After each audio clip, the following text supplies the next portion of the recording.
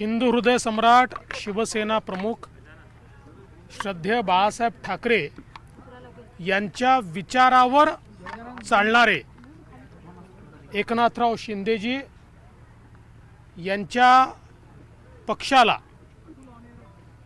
शिवसेनेचं नाव आणि धनुष्यबाण हे चिन्ह मिळालं आहे, ही खरोखर अतिशय आनंदाची गोष्ट आहे। मी एकनाथराव शिंदे साहेबांचं मनापासून अभिनंदन करतो। आम्ही पहिल्या दिवशीपासून सांगत होतो की खरी शिवसेना हीच आहे, कारण शिवसेना ही विचारांची शिवसेना आहे। त्यामुळे तो विचार पुढे नेण्याचं काम एकनाथराव शिंदे साहेब करतायत आणि म्हणून कोणीही खाजगी मालमत्ता म्हणून शिवसेनेवर अधिकार सांगू शकणार नाही। शिवसैनिक आणि शिवसेनेचा विचार, बाळासाहेबांचा विचार ज्यांच्याकडे आहे तीच खरी शिवसेना ठरणार आहे, हे आम्ही पहिल्या दिवशीपासून सांगत होतो। आज या ठिकाणी जो काही निर्णय निवडणूक आयोगाने दिला आहे त्यामुळे या गोष्टीवर शिक्कामोर्तब झालेला आहे। तसंही आम्हाला याचा विश्वास होता, शिंदेजींना देखील याचा पूर्ण आत्मविश्वास होता। याचं कारण यापूर्वीच्या सगळ्या निर्णयांमध्ये इलेक्शन कमिशननी जेव्हा वेगवेगळ्या पक्षांमध्ये अशी परिस्थिती आली त्यावेळी अशाच प्रकारचा निर्णय दिलेला आहे आणि विशेषतः आमदार खासदार यांची संख्या लक्षात घेऊनच निर्णय झालेले आहेत। याचं कारण एखाद्या पक्षाचं रिकग्निशन त्या पक्षाला मिळालेल्या वोट संख्येच्या आधारावर असतं आणि ती वोट संख्या किंवा तो वोट पर्सेंटेज आमदार खासदार यांच्या माध्यमातून ठरत असतं। अर्थात मी काही अजून पूर्ण निकाल वाचलेला नाही, त्यामुळे मी निकालाचं विश्लेषण आत्ता करणार नाही, पण मी अत्यंत मनापासून एकनाथरावजी शिंदे यांचं अभिनंदन करतो आणि शिवसेनेचं शिंदेजींच्या नेतृत्वात अभिनंदन करतो। न्यायालयात जाण्याच्या तयारीत आहे, या विरोधात भेदभाव झाला, दबाव होता निवडणूक आयोगावर, असं संजय राऊत म्हणाले। मी हे 5-7 दिवसापूर्वीच घोषित केलं होतं की इलेक्शन कमिशनचा निर्णय काय आला, त्यांच्या बाजूने आला तर election commission free and fair, त्यांच्या विरोधात आला तर दबाव, सर्वोच्च न्यायालयाचा निर्णय त्यांच्या बाजूने आला तर सर्वोच्च न्यायालय फ्री अँड फेअर, सर्वोच्च न्यायालयाचा निर्णय त्यांच्या विरोधात आला तर त्याच्यावर दबाव। त्याच्या रिएक्शन आम्हाला माहिती आहे।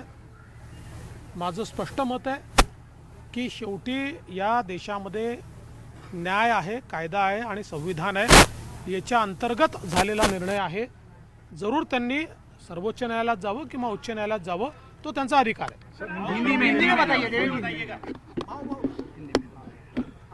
हिंदू हृदय सम्राट शिवसेना प्रमुख बाळासाहेब ठाकरे जी के विचारों पर चलने वाली शिवसेना, यानी मुख्यमंत्री एकनाथ जी शिंदे, इनकी शिवसेना को शिवसेना का चिन्ह धनुष्यबाण और शिवसेना का नाम मिला है।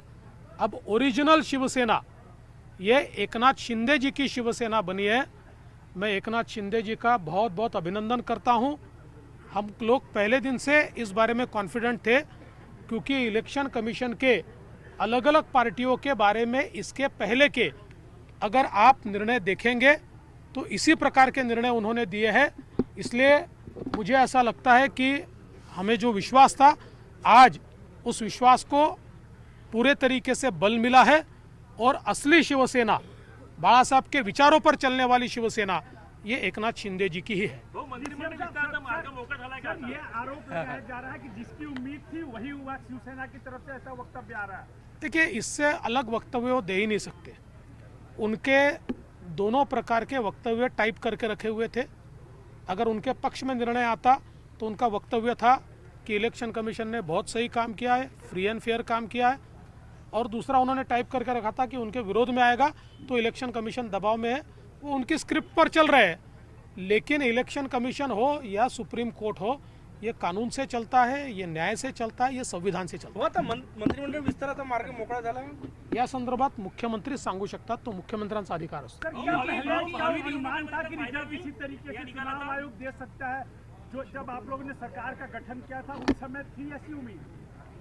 देखिए, ये पूरी उम्मीद हमको इसलिए थी क्योंकि आखिर इलेक्शन कमीशन को उनके पुराने फैसलों के आधार पर चलना पड़ता है। और इससे पहले अलग अलग पार्टियों में जब विभाजन हुआ तो इलेक्शन कमीशन ने इसी प्रकार का फैसला किया है और अलग अलग इलेक्शन कमिश्नर से इसी प्रकार का फैसला किया है। इसलिए हम लोगों को ये उम्मीद थी कि उसी प्रकार का फैसला हमारे बारे में भी आएगा। तो आगामी निवडणुकांमध्ये याचा फायदा होईल या निकालाचा? 100% फायदा होईल।